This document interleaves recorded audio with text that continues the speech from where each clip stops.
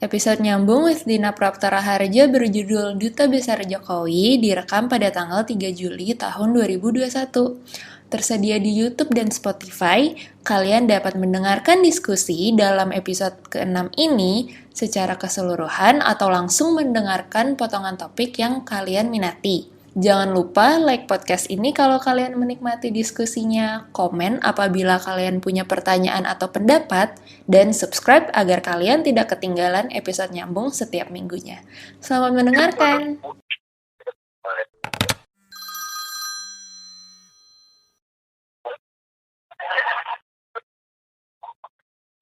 Halo semua, jumpa lagi di Nyambung, program podcast di YouTube dan Spotify, tempat di mana kita membicarakan isu-isu politik dan sosial di sekeliling kita.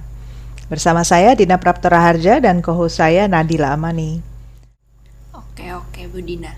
Oh iya Bu Dina, aku juga sempat menonton diskusi Bu Dina di salah satu saluran televisi swasta beberapa hari yang lalu. Ada kawan diskusi Bu Dina yang bilang bahwa para calon dubes ini nantinya akan diberikan training tentang tugasnya beberapa bulan sebelum ditempatkan kok. Dan untuk menjadi dubes itu tidak perlu mencari dubes yang ahli negara tujuannya. Pekerjaan mereka sudah diatur dari Indonesia. Dubes berfungsi menjadi perwakilan Indonesia saja di negara tersebut. Aku penasaran nih sama pendapat Bu Dina soal pernyataan tersebut. Benarkah udah cukup menjadi perwakilan Indonesia aja, dan sebenarnya tuh ukuran perwakilan itu tuh sampai mana? Lalu sebenarnya apa aja sih skill yang dibutuhkan untuk menjadi dubes?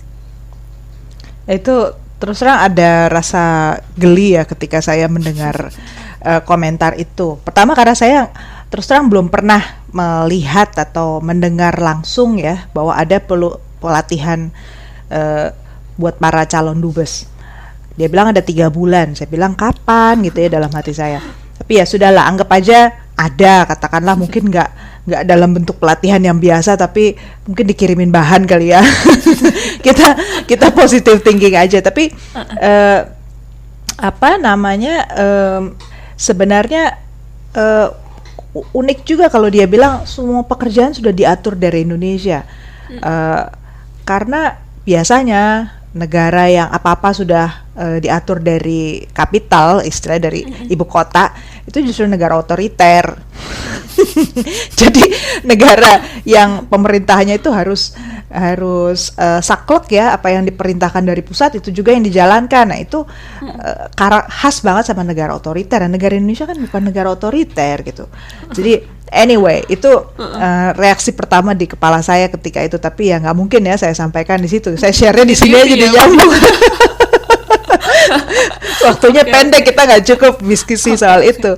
Tapi kalau bicara soal skill nih, saya kembali kenapa menurut saya agak kurang tepat juga kita tetap bicara soal ini bukan soal manajerial semata lah. Jadi ngapain kita nanya soal skill bidang diplomasi gitu. Karena gini, skill yang pertama dibutuhkan itu adalah teamwork. Teamwork itu kan nantinya pasti bekerja dengan paling banyak kan diplomat-diplomat dari Kementerian Luar Negeri. Kemudian untuk negara-negara tertentu biasanya juga dengan atase-atase yang ditempatkan. Misalnya kalau Filipina itu udah pasti atase pertahanan itu harus kuat dia relasinya dengan angkatan bersenjata, karena isu pertahanan, keamanan di Filipina itu sentral. Kemudian kalau kita bicara Arab Saudi misalnya, ya dia harus atasenya pasti dengan ketenaga kerjaan, karena urusannya banyak pekerja migran Indonesia yang berada di sana kan. Nah, teamwork ini bukanlah satu hal yang bisa dipelajari dalam semalam. Skillnya ini kan kayak chemistry-nya gitu loh. Udah ada belum sih dengan lembaga-lembaga ini gitu kan, orang-orang ini gitu, sehingga nyambung lah istilahnya. Terus yang kedua, diplomat itu harus punya skill di bergaul ya, bisa bergaul di kalangan internasional, apalagi dubes karena dia kan head of delegation ya, head of representation di negara itu. Jadi orang yang kepribadiannya outward looking, kemudian comfortable being in a crowd gitu ya, jadi nyaman lah di antara keramaian pun dia harus bisa menonjol gitu loh. Kemudian dia harus bisa hosting acara-acara internasional, bukan cuma secara fisik, tapi sekarang juga secara online dia harus rajin kan bikin untuk tetap eksis. Dan yang pasti orang ini harus approachable, harus bisa ramah ya dengan berbagai kelompok lintas kalangan gitu, karena nantinya dia di negara penempatan itu dia harus mencari nih orang-orang berpengaruh di negara penempatan itu yang kemudian perlu disambungkan lah dengan Indonesia gitu. Dan orang ini bisa macam-macam karakter orangnya, kelompoknya gitu.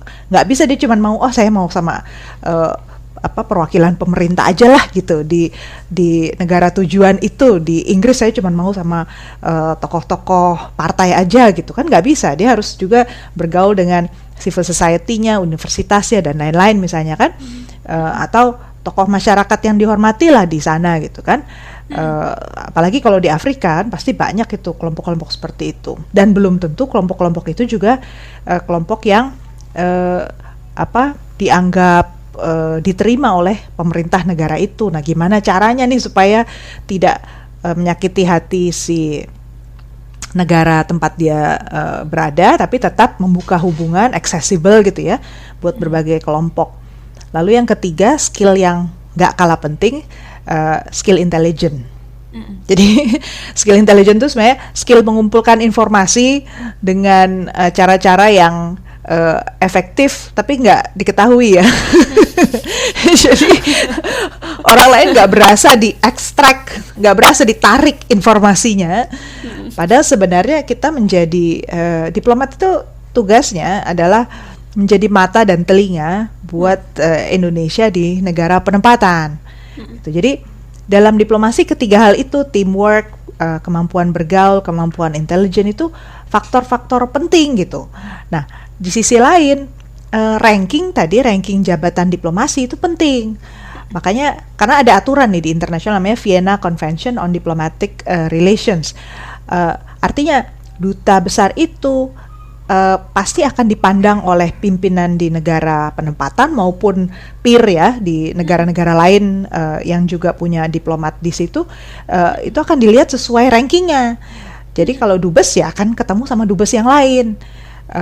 Nggak mungkin tuh dubes negara lain atau kepala negara di negara itu ngontak, saya mau ngobrol sama ini aja deh, first secretary-nya aja deh, atau saya mau ngobrol aja sama atau dia mau lah kedatangan atau digantikan nih dubesnya, nggak bisa nih ngomong si ininya aja deh, wakil dubesnya gitu, nggak bisa gitu. Itu dianggap insulting gitu loh. Jadi kalau kita bicara soal pertemuan serius dengan kepala negara tempat dia penempatan, berarti tete-a-tete atau saya bilang kan pertemuan tatap muka yang cuma 4 mata itu harus diantisipasi betul, bisa dimanfaatkan dengan baik oleh si calon dubes itu. Itu yang saya bilang nggak mungkin lah gitu dalam waktu 3 bulan bisa dipelajari, apalagi kalau tiba-tiba dipanggil gitu ya sama kepala negara tempat penunjukan, terus telepon dulu ke pusat, saya mesti ngapain ya? Nunggu dari kapital ya Bu Dina. Oh, nunggu dari kapital, itulah saya bilang karakter dari negara otoriter. Biasa ya tunggu arahan dulu ya, kalau belum tunggu dapat arahan saya nggak mau diundang dulu, kan nggak mungkin. Benar. Jadi Bu Dina kan tadi udah nyenggol-nyenggol sedikit tentang skill yang harus dimiliki dubes, terus ranking yang sebenarnya tuh dianggap penting ya Bu Dina.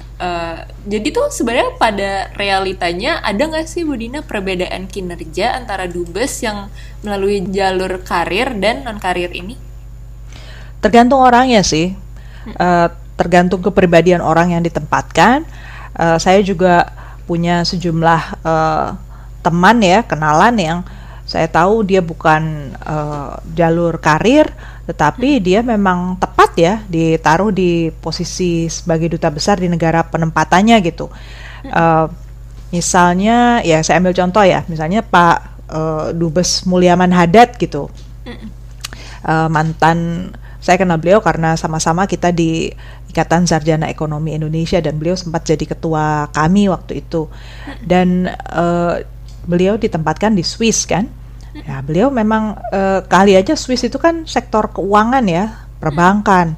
Jadi untuk menarik investasi dari Swiss, berbagai sektor, beliau lihai di situ. Cair lah suasananya di situ untuk ngobrol. Jadi itu satu. Kemudian misalnya Pak Todung Mulya Lubis, ya, ditempatkan di salah satu negara Skandinavia.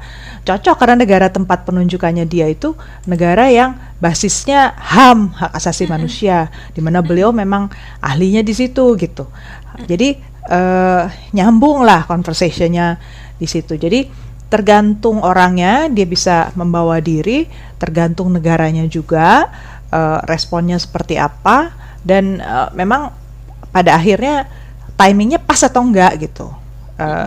Ketika kita menempatkan orang seperti itu di negara tujuan itu. Jadi kalau di dunia diplomasi itu pada dasarnya ya, orang harus selalu siap sih. Kalau di kedutaan itu saya perhatikan, saya kebetulan udah pernah berkunjung ke berbagai kedutaan ya. Ya ngelihat aja situasi, cara mereka berinteraksi itu seperti apa, duta besar itu seperti apa sih kerjaannya setiap hari. Pada dasarnya dia harus memantau ya perkembangan yang ada di negara tempat penempatannya itu. Jadi urusan parlemen di sana seperti apa, arah kebijakan di negara itu seperti apa, kelompok masyarakat yang bergerak seperti apa. Belum lagi nanti setiap bagian nih, misalnya bagian ekonomi, pasti dia akan tanya gimana caranya kita menghubungkan kelompok bisnis di di negara itu dengan di negara di negara kita gitu, di Indonesia gitu.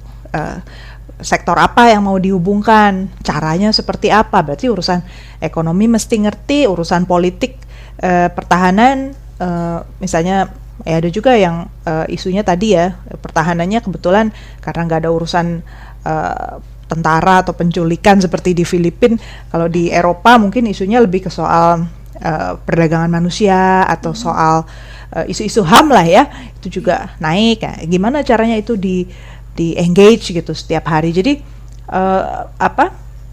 orang-orang yang duduk di posisi duta besar pada dasarnya harus selalu siap ya, mau isu apapun yang muncul di negara itu harus bisa dimanfaatkan sebesar-besarnya untuk kepentingan Indonesia. Ada saatnya kita nggak bisa cuma nunggu dari Capital, tapi harus punya inisiatif mengajukan satu proposal kegiatan, dan itu dikonsultasikan dengan di Pejambon gitu ya. Apa nih kalau kegiatannya seperti ini udah nyambung belum sama kegiatan di Indonesia, atau dengan kementerian di teknis ya di Indonesia juga siapa yang perlu diajak kerjasama. Jadi dinamis sekali sebenarnya kerja-kerja duta besar. Jadi walaupun negaranya itu bukan di jalur sibuk tadi, tapi di Bahama atau pulau-pulau yang cantik-cantik itu, tapi bukan berarti kemudian bisa sekedar sambil lalu ya. Sebenarnya harusnya ada tanggung jawab moral lah. Dia ditempatkan di sana berarti ada tugas, dia perlu berkontribusi buat Indonesia.